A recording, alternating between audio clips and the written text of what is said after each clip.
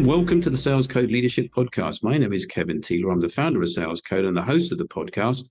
This week, I'm delighted to introduce Helen Slaven and Melissa Law. How are you today?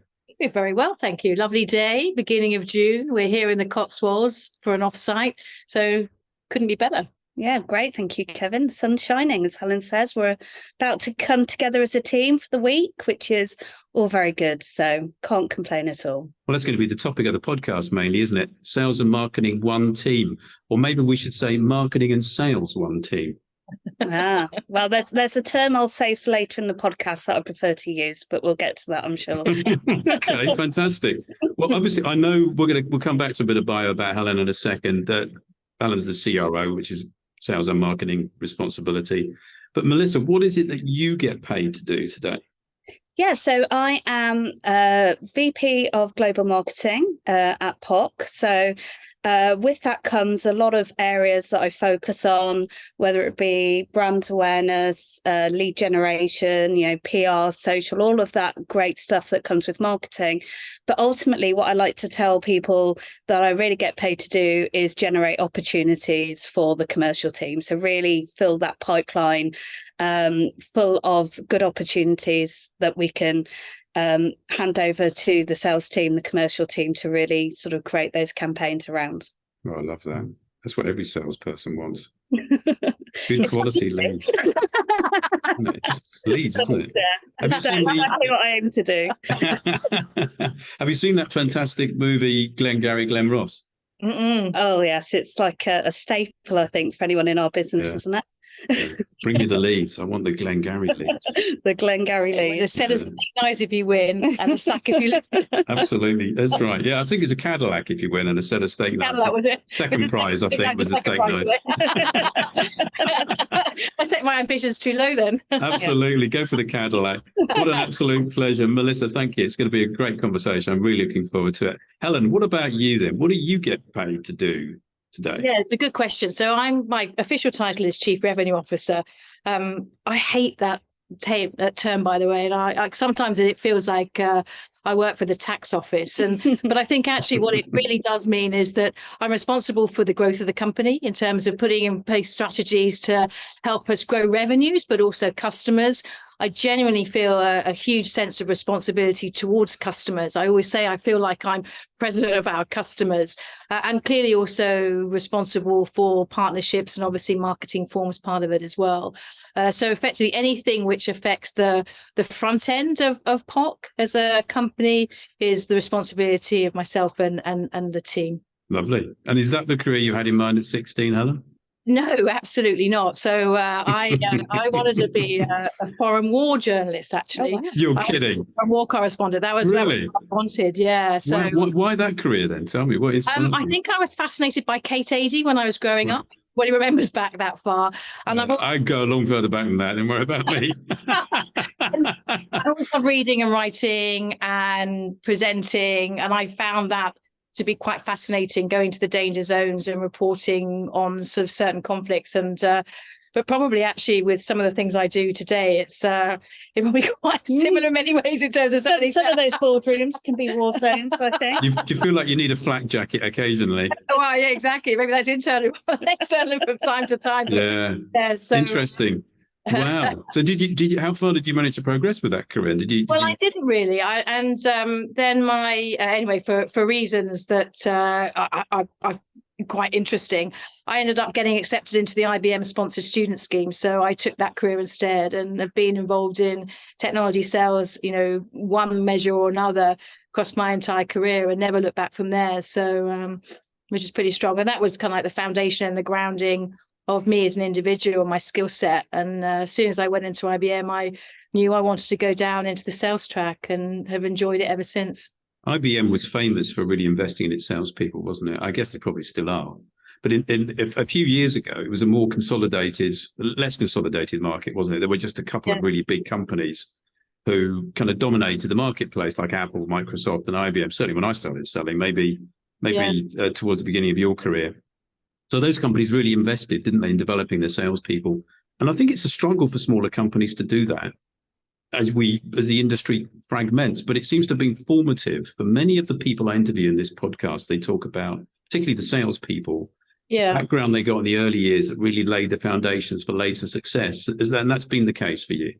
I mean, definitely. It's really quite incredible. If I think back now, you had to earn the right to go to sales school, which took 3 to 4 months. They taught you everything, from presentation skills to objection handling, to live scenarios. It was a pass or fail kind of environment. And, you had the pleasure of a salary drop because your commission was seen as a benefit. And the whole ceremony around that made you feel like it was really something quite exciting. And it's really interesting because, you had all the process around forecasting and the discipline around it. And it was definitely ahead of its time. And I haven't moved far away from it throughout my whole career. I guess it's a bit like going into any kind of discipline where they teach you so very well in what you're doing that if you take the time to learn and understand it, then, you never look back. No, I think you're right. Well, you can't build a house on shaky foundations, can you? No, exactly. And I mean, I think at the time for IBM, they were peaking. And I think they'd had some disasters in terms of hiring people and putting them out into the sales world. And so they went through this very strict process and they did, fail people. I mean, it was something to see that I presume they had to fail a couple of people so that you saw that, I really needed to apply myself from here. But, and it is something we think about. And Melissa and I discuss all the time because as a small company, you don't have the infrastructure to spend that amount of money. I mean, at the time, they owned the properties that they taught in, and we were very privileged. So, we, particularly in a small company and evolving and hiring sort of, younger people from university, wanting to give them that look, there's a lot you can borrow from that type of training. And that's some of the things that we're going to be doing over the next couple of days. Exactly. I mean, it's probably not going to be quite the same as having professional talk content, but hopefully it's going to be enough. Well, I'm not sure, as you've just said, Helen's got an amazing set of foundational skills that not only did you learn at the start of your career, but you've put into practice, I think, every day since. Yeah. So I think we've got a really good set of lessons to be able to pass on this week. But that's the interesting thing is actually these young, hungry people who are wanting to start their sort of sales and marketing career, they really want to learn that. So I think it's quite refreshing and it is great to be able to do that in this setting, I think, this week. It's lovely. And, I think a lot of it is not just about the disciplines they learn. It's about enabling confidence. Actually, it's not an easy thing to do. And often, you might feel age is against you or experience is against you. And I mean, we work exclusively in retail, which is, an interesting sector just of its own. But we're asking people to go into often the boards of retailers. So I think if we can give them a skill set and a map and some confidence that they feel, they can navigate well, and they do incredibly well, then, they're going to grow, we're going to grow, and we're all going to be better for it. Well, let's before we get into a bit more of that sort of conversation, let me toggle back to Melissa for a second. Now, Melissa, VP Marketing and Growth, or is it Growth and Marketing? It was Global Marketing, but it's actually interesting because what Helen actually does as a leader is, as she's just quite rightly described, her actual role is to grow the company. And I think that's the mindset that we actually all get instilled in us working in her team. So definitely I'm there to fill the pipeline with opportunities, but the ultimate objective is to grow that to help grow the company as well. So it's something that we all share actually as a single goal, I think, in the commercial team, but we all have our own roles to play in that and our own tactics and strategies and so on. But I think actually having that single goal and having that clear is actually really important. And I know we're going to come on to talking about sales and marketing working together tightly, but actually that's where I've seen things go wrong in previous companies where, marketing has a set of KPIs and objectives, which can be along the lines of generating leads and, sales want to close business, but the view on what a lead is completely different, but marketing may not care about that because they just want to hit that number. And that's why those frictions can tend to happen sometimes. So as long as you've got that single objective, which for us, it's growth as a SaaS business, it's quite easy, I should say, to align what you're doing to that. Is that is that the career you had in mind at 16, Melissa? Absolutely not. No. Any of that stuff was. I don't think I really even knew what marketing was when I was 16. I think everybody just thought it was advertising. So I wanted to be a marine biologist when I was 16. I think I liked the idea of, going to the Caribbean and petting some dolphins or something. But it turns out that sciences weren't actually my strong point, and actually I was more aligned to things like English and history and that whole sort of storytelling. And then I went on to do some of the Chartered Institute of Marketing courses. And again, that wasn't actually really geared up to what I'm doing now anyway, because it was all around B2C type advertising and promotions, and how do you get your brand of paracetamol to stand out on the shelf compared to everyone else's? So I'm sure it's very different today, but there wasn't sort of many routes to this career for me back then. And I actually ended up getting into it through, starting in things like sales admin and so on, and seeing sales functions work and realizing that there was this need for an engine in front of that to supply and provide things and opportunities for sales. Lovely. Well, it seems to have worked out. It's brought us to a point where we can talk constructively about sales and marketing as one team. So here's the key question I'd like to start with. If we can tackle this, please. Where does marketing end and selling begin? Yes. I'll answer. You have maybe answer as well. I mean, I don't think there is an end of one and the start of the other. Because I genuinely feel, I mean, this is why everybody needs a Melissa, that, marketing starts with selling your message to the marketplace. So it's about getting it out there. It's about your proposition, your values, your product, whatever it is. And then it continues right the way through. You've actually got effectively a one-on-one engagement where somebody's come and said, oh, for whatever reason, I'm interested in this. Tell me a little bit more about it, or whatever it might be. And I guess in our regard, we then carry on. So Melissa and her design team help throughout it. We're often competing against agencies. So we personalize the content that we're providing because we have a real focus on quality rather than quantity. I always say, bring me one good opportunity rather than 10 rubbish ones. And so I think certainly my view is that it's actually, they're both of them overlap in different areas, one stronger than the other, but there's certainly no break point. Yeah, I agree. So the term I was alluding to earlier is the term smarketing. So everyone's smarketing. Yes, marketing. So everyone's familiar with a sales funnel, and everyone's. Did you make this up, or is this a? No. I wish. Okay. But one of the many people I admire and read about. But everyone's familiar with the sales funnel. Everyone's familiar with the marketing funnel. And then there's this concept of one big joined up funnel.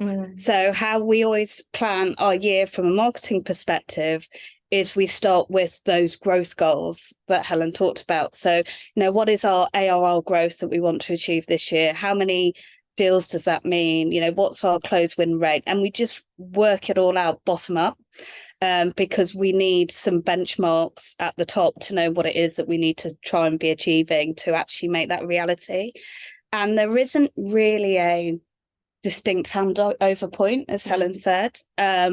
What marketing will do is support the sales campaign as much as is needed. Now, there is obviously a natural point we probably do step away, which is that lonely part of the sales process where it's closing and all of that side. But we will support it as much as possible because actually, it's just as important for us that those deals turn into wins as anything. So we may have, like say, some skills in the team which can help with that. We also cover things, as Helen said, like partnerships. So it could be engaging the partners. It could be pulling together, case study information or quotes from something. But it definitely does work the other way as well. So with the sales team are there out in the field. They're the ones who are having to handle the objections and field all the questions, and actually all that does is come back and inform our marketing message higher up the funnel as well. So it is a complete full circle. There often seems to be, rather than tension, which I think can be constructive. For friction between sales and marketing? How do we address that, minimize it? I mean, it's a good question. I mean, I certainly saw it when I first came into POC. You had at the time a completely different team. And you had, to Melissa's point, the marketing lead at the time saying, I bought in, whatever it is, 2,000 leads, may not be, and I've sent 500,000 messages or whatever else. And then you have the salespeople who are saying, oh, I don't have anything to sell. And so the way of doing it is simplifying it. I mean, you've got to get the right team in place for sure. But I think simplifying it, because actually we're really clear on what our target market is, and we're really clear on how we go about it, and we've learned good things and bad things to understand when something isn't ready.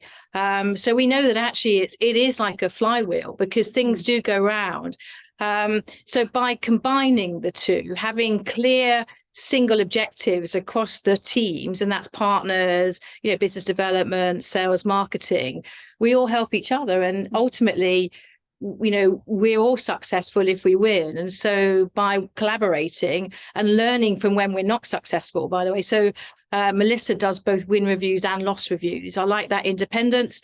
And also both are really important to inform the messaging. And then actually Melissa's ability to go right back from product marketing right the way through means that we've got a pretty good angle on the market, on the messaging, and what's working and what's not. So Melissa does win reviews and loss reviews on all opportunities, or big opportunities, or how does that work? We like to run them on all opportunities, yeah. And because I like that independence, that actually, somebody who may be involved in the sale, because actually Melissa can often be on the calls, but isn't directly involved in the sale. It's so important to have that independent feedback, and they do always tell somebody who's not involved more. So I like to have that, and having a single voice. This is interesting. I've never come across this before. This is really interesting. So it's not the sales team that go out and have a post-mortem with the customer or the prospect. It's the marketing team. Yes, and I think some of that come from, perhaps, like you say, it's trying to understand, is it the way that some people are selling, for example, that could be an issue. I would definitely say that is no longer an issue in any way, but it's good to, because you can really sort of progress down some of those routes. Now, it is interesting because sometimes I do get feedback from the client, and I will relay that, and it's, it is their view of how something happened, and it isn't necessarily our view on what happened. So but it's still good, and it means we can sort of action some of that as well in the marketing message earlier on. And do you find that customers are keen to participate in these win-loss reviews? Very much so. Very much. Okay. Very much. I'm very, very honest. And in fact, actually, I actually feel sometimes win reviews are more important than loss reviews, because you can come away with some victorious sense of why you've actually won, but not know exactly what it was that helped with that win. And it's really good to either reinforce that or understand, are there other values or something different that we did? And, as CRO, often I am involved, particularly in the higher profile sales towards the end of the day. And so I feel even I would be quite, emotionally prejudiced because of the engagement. So to have somebody who's got that who understands enough about our proposition, really is responsible for all the messaging, who can go in as a complete independent, ask those questions, has given us some really great feedback. Wow, I love that concept. That's new to me. Not come across it at all. That sounds pretty revolutionary. Is it something you introduced? I'll be honest, as I say, I'll be honest as well, is sometimes I think it's taken from other people in the business as well, a bit better, rather than, it could be the salesperson is saying, oh, it's because we didn't have this feature, and so on. So I think it does work. Yeah, independent review. Fantastic. Could be quite a bit of work though, couldn't it, to do that? It's not. So I'll be honest, in the past, I've actually even gone out, and that there are solutions out there that are quite interesting, actually, where you can have this independent company build you a survey around your offering, and you can even list, what competitors they were looking at and so on. And that was quite an interesting thing for me to do in a past role. But being able to take those principles and understanding what a customer or a prospect is willing to share. Some are quite happy to sort of open up really, and then always ask permission to record it. So, you can go back and pull anything out, but they're usually quite happy. If it was a positive one, it was a positive experience, they're very happy to do it. Even if it's, it was maybe they didn't choose us in the end, but it was a difficult decision. But even the ones who it didn't quite go so well, they're still happy to share their experience because it's like therapy. Yeah, exactly. Therapy. Yeah, could be, couldn't it? Yeah, I mean, I think a lot of it is because so much of decision making, even within a retailer, can come down to emotions at play. And probably they go through a process, but sometimes, either they decided what they're going to do subconsciously, or when they go through the questions, and this is very good at asking them, you usually get something out of it, a couple of nuggets which we wouldn't have thought of, or actually enforces how one particular part of something was more important than maybe we thought. So we're constantly learning. An ongoing process of iteration, I think, is the phrase, isn't it? Completely. Yeah, no, it is. I mean, you can never stop with this because things change, people move on, our product moves on. And then we do the same thing with our customers. And, it was difficult at first. People didn't want to give us the feedback. And now we do that much more but I mean, Melissa's team still own it and run it, even though it's a customer success, who are the customer of it. But that independent assessment is also really strong. It's a great part of what makes us, because that then puts it all back into either the product or the way we go to market or pricing or whatever needs addressing. And presumably you could turn some of these with customers' permission into case studies anyway. Yes. Yeah. I think, hopefully we have a number of processes. So obviously we like to do things like when announcements or when an app is launched, for example, in our case, but there's definitely an ongoing process of an app being out there in the field, for instance, where there's this sort of constant improvement and results coming in that you sort of want to turn those into. You've got your own podcast. You've got the App Rising podcast. No. You didn't tell me I had a competition out there. Come on now. This is all about apps though, but actually a lot of our customers are happy to give their time and come and talk about that. We even had one of our customers at the Mobile App Universe talking about us in Vegas last week. So we do get quite a lot of good feedback. So traditionally sales seems to be, particularly these days, a very metrics driven business around numbers, conversion rates, I suppose. And then the metrics that feed into customer wins as well. So you have to prove the validity of your sale to turn it into a case study. Is it the same in marketing, Melissa? Is it all numbers driven? Are they qualitative numbers or just quantitative? It has traditionally been a real numbers game. As with sales, right? Like you say, you talk about, well, this is going to be our close win ratio. This is our average sales cycle. And so on. And with marketing, it was all around, how many people have opened our emails? How many clicks? How many this? It's going to convert. And I really just feel like the world has changed over the last couple of years. Yeah. Everything almost feels like spam. And this is one of the questions actually I ask on the win reviews or the loss reviews, is I take the opportunity to ask these people, these decision makers, where do they get their information from? Where do they look? And I'm telling you now, no one says, well, I'm waiting for an email to come into my inbox asking me if I want a meeting. They're out there in the market asking their peers, and they're looking. And Helen has this, fantastic concept, which I guess is a bit of an unwritten KPI, but it is a KPI of building this POC club, where we are using more of those word of mouth techniques. So hence why Helen's just mentioned the podcast, right? Because we have customers talking about that, spreading the word. We do our own event as well when they come on. Sorry, is it a podcast or a POCcast? It's a podcast. It's a podcast. It is a podcast, is it? It is, yeah. I thought I was being clever then. You've already figured this out. Right. I was hoping for a job in marketing, Melissa. I think I failed the audition already. Good.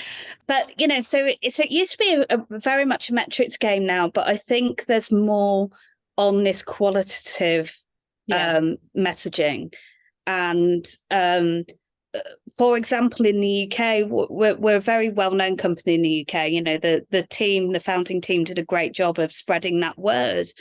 But the focus for us in the UK is actually changing the perception of that brand now and what we stand for. Because, you know, quite rightly, the messaging's changed over the years. So there's that sort of that sort of goal there, is to change what people think of when they think of POC. But then, you know, the US, which is this huge market where the struggle is just to make sure people know who we are and they know where to come. So each market has its own, you know, challenges and goals that we have to work out the right strategies to do that. But I'd definitely say the voice of our customer, word of mouth, that's the real powerful part. But it doesn't mean you can ignore the rest of it. You've still got to be there. And you know, ultimately, I think metrics are important, and we do have metrics across marketing and sales. And, you know, obviously we have private equity investors, so clearly they're important. But I have to say, they're also really supportive. For me, they're a hygiene factor. That, you know, if I spent all my time just obsessed with the metrics, I wouldn't actually do anything. The power of the story, the qualitative side, to Melissa's point, is the most important part. You know, what we do, actually, when it comes down to it, we are judged by the success of the outcome. You know, it doesn't really matter what goes on into that point. It has to be the outcome. And so that's what we really start to take a look on, focusing on everything that we can have an influence on in terms of the input to get to the right outcome. And then, you know, we have a brilliant revenue ops manager who's sitting downstairs, actually. And Daniela, you know, used to be a head of finance. And so we've really got that pinnacle eye over everything, just to make sure that we're on the right journey and we're in the right ballpark. So is building relationships still a fundamental need for the sales and marketing team, do you think? Yeah, I say so. I mean, and definitely when it comes to that handover part that we talked about. So, you know, where the sales leader will take hold of that, let's call it a lead for now, and start that. But the challenge for me is actually having those doors opened. And in a way, I think the future is potentially having more things coming inbound than outbound, just because you want people to know so much about you and the value that you deliver, and them to be aware of your brand, that they will approach you at the right time when it's ready for them. Ready. And then the relationship building takes over. Exactly. So that's the goal. You just have to put in some of those tactics around to make sure that they are aware of you. And so I think relationships are key. And, you know, there's nothing more joyful than hearing one of your customers advocating for you, exactly, like you say, in a public forum, I think. And that's more powerful than a lot of the marketing tactics out there. What about social selling, LinkedIn and that stuff? Very popular now. Whose responsibility is that? Is that sales or marketing or both? And how do you view that, the image that salespeople give out of the business? Well, I think it's a good one for us, because we have a marketing account that we use to promote. So the POC account will promote certain things, you know, pieces of content that we've produced, that's something interesting, and a piece of news. Now, there's also the people aspect of LinkedIn as well now, where you're trying to attract talent. So you might have other broadcasters and you're trying to do that. But for example, someone like Helen, you know, will use LinkedIn naturally as someone out there, but as in your capacity, I'd say, as a leader in software, but also not necessarily as a salesperson. It's not so direct. No, exactly. I mean, I've got a, obviously, you might imagine, a pretty strong view on LinkedIn, in that, you know, I mean, LinkedIn started as a person-to-person kind of peer network for job recruitment. So I think at its most powerful, it is just in that. And so, you know, actually you're always seeing, you know, celebrations of people who've been promoted or who are doing great things or backing ethical causes. So I feel that that's the right medium for it. And of course, sharing things that you're doing. I don't know if people want to be hammered on LinkedIn as like a tool. So I'm sure there are some cases where that might work. But, I don't know about you, Kevin, but I don't know how many messages in my inbox every single day from various different people. They kind of like roughly go into a few different areas, and not that it's against it, but I just delete them all. So I feel the power of LinkedIn is that ability to touch lots of people at a peer-to-peer person level. I don't know what other social selling we do. Not a huge amount, a bit of Instagram. Yeah, it's sort of like a brand broadcast type of platform for us. And, it used to be back in the day, you'd be putting things on Facebook simply for, SEO and things like that. And it's an interesting one. I mean, I've recently been interviewing for a member of my team, and, a lot of the candidates there were convinced, that TikTok was the right channel for B2B. And no, and it's so hard because it does change. It really does change. But at the end of the day, who we're actually really trying to contact here are C-level or senior, and why? Senior leveled people in retailers, and you're right. There's a huge amount of contact that goes on LinkedIn that I think is slightly putting people off now. It's like you could speak to any SDR and they'll still tell you, you've got to make 200 calls to get one, someone to pick up the phone.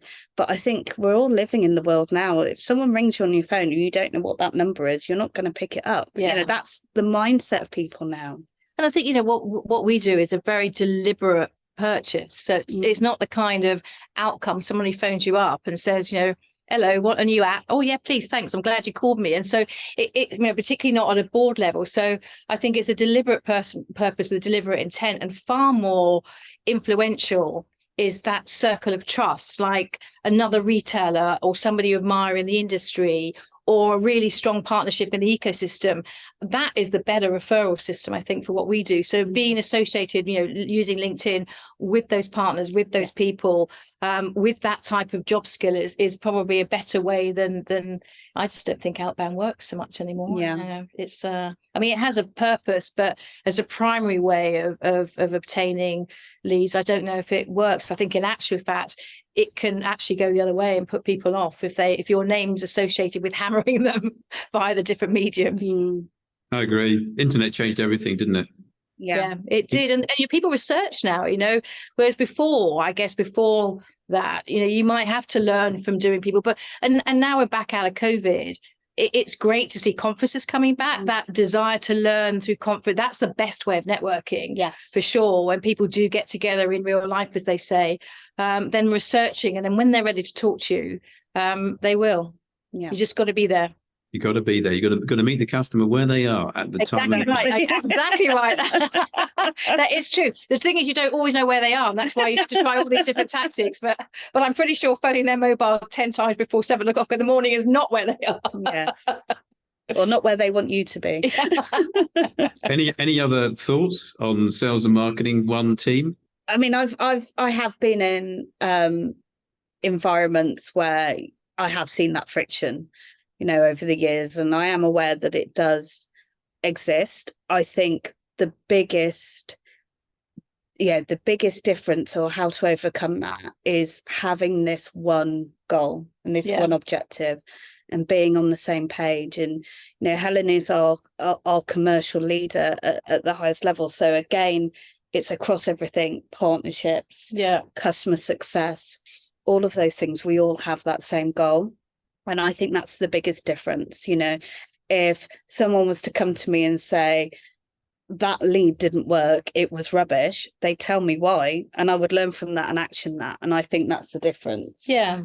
And we're all learning together, aren't we? Yeah. So it just helps. So those who play together, stay together. Well, that's a very smooth line, actually. Thank you for that. What about play then? Let's move on to that. What do we do to unwind at the end of the day? Helen, let's start with you. Well, I play a lot of tennis, and I try and do hot yoga a couple of times a week. And hot yoga. Yeah. I haven't done that. What's hot yoga? It's yoga, but in a really hot room. Oh, it sounds terrible. Helen might be roping a few of us into trying it. Oh, it sounds horrible. No, it's not. It's absolutely amazing because you have to breathe, which means you have to hold the pose, which means you sweat a lot. Right. But it just cuts your mind off from everything else. Okay. Well, I think you're a great seller, but you haven't told me on that yet. So we'll have to work on. Then. I'm hoping that Melissa's got something a bit more enjoyable to wind down at the end of a busy day than hot yoga. I'm a little bit more basic, I think, unfortunately. So I enjoy walking the dog, and we have a camper van actually, and I've just spent a week. Now you're talking about it. I would love to have a camper van. Is it a VW camper van? It is a VW T5 converted camper van, yeah. So we've just had a week up in that in Scotland, which included a lot of walking and. Oh no, this is much more fun than hot yoga. Yeah, I think I'll take the marketing over the sales. Sorry, I know you're the chief revenue officer. But... We both meet at theatre, so we have a little theatre club. Okay, I love theatre as well. Did you watch Britain's Got Talent last night? No, I did see on the news this morning they were talking about the winner. So no, but we have been obsessed with Succession. Are you a Succession fan? I'm not. I can't afford Amazon. Is it on Amazon or is it some other expensive channel that greatest series, I think. Yes, I think so. I've got two grown-up daughters. Hard to believe looking at me, but I met my wife at university, which is true. And I'm often joking with them that they're going to fight like rats in a bag over the succession to the Sales Code Limited leadership when I finally decide to retire. I was going to say maybe you shouldn't watch the series then, because they're brutal. It's like that in the Teela family as well. They're all just scrapping over this empire I'm building. Well, listen, I must say it's been a lovely conversation, really. You two are a great advert for sales and marketing alignment and for heading revenue operations under one chief revenue officer. I think it's been a delightful conversation. I did want to give both of you an opportunity just to tell us one piece of advice as well. So we're going to double up on this one. Helen, I'll start with you. What's the one thing you wish you knew at the beginning of your career that you picked up along the way? I think that it's just that ability to just always be curious. I think that keeping your mind open in any situation, just always keeping back and understanding that is something that I always advise everybody else now around me. Just remain curious and, don't assume anything.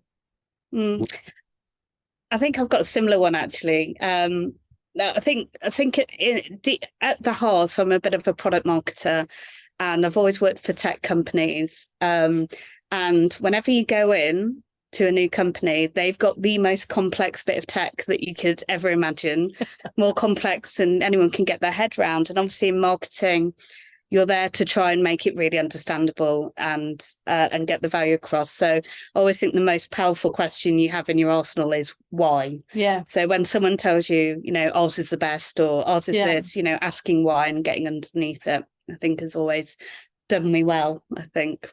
Been a lovely conversation. Thank you so much for your time, both of you. Thank you very much, Kevin. And thank you to the listener. Please do subscribe on your favourite podcasting platform so you don't miss the next episode. And if you like what you've heard, give us a review. It doesn't half help to improve the ratings.